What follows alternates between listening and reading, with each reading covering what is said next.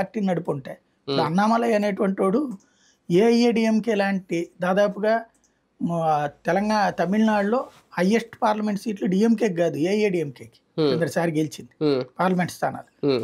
తమిళనాడు చరిత్రలో అసెంబ్లీకి ఒకళ్ళకి ఎక్కువ వస్తే పార్లమెంట్కి ఒకళ్ళకి ఎక్కువ వస్తుంటాయి.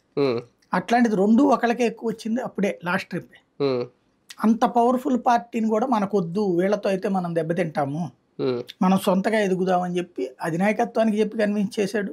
నేను బాధ్యత తీసుకుంటానని చేశాడు. రోడ్డు ఎక్కాడు, రోడ్ల మీద తిరిగాడు, జనాలందరినీ పోగేశాడు. అది మాస్ లీడర్షిప్. ఆంధ్రప్రదేశ్కి వచ్చాడు క్లాస్ లీడర్షిప్. నేను ఒక గుప్పెట్లో ఉంటాను, లేదా ఒక దాన్ని ఏమంటారు ఒక స్టార్ లెవెల్ దీని కింద ఉంటాను నేను. జనం అనేటువంటి వాళ్ళు అదే వస్తారు, అదే ఓట్లేస్తారు, మోడీని చూసుకుని ఓట్లేస్తారు, చంద్రబాబుని చూసి ఓట్లేస్తారు. నేను మధ్యలో ఒక పోల్ మేనేజ్మెంట్ స్టార్ని అని ఫీల్ అవుతున్నది పురంధేశ్వరి. అదే సందర్భంలో పవన్ కళ్యాణ్, నేను స్టార్ని, నేను తలుచుకుంటే జనం వస్తారు కానీ వాళ్ళు నాకు ఓట్లేరు, కాబట్టి చంద్రబాబు నాయుడు అయితే దాన్ని ఓట్ల కింద కన్వర్ట్ చేస్తాడు, నాకు ఆ శక్తి లేదు, నాకున్నటువంటి బలం నన్ను గెలిపించడానికి కూడా కుదరలేదు.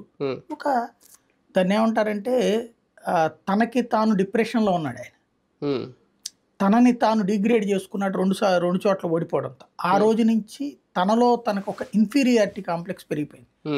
ఆ ఇన్ఫీరియారిటీ కాంప్లెక్స్లో నుంచి వచ్చినటువంటిది ఎవరో తనని కాపాడాలి.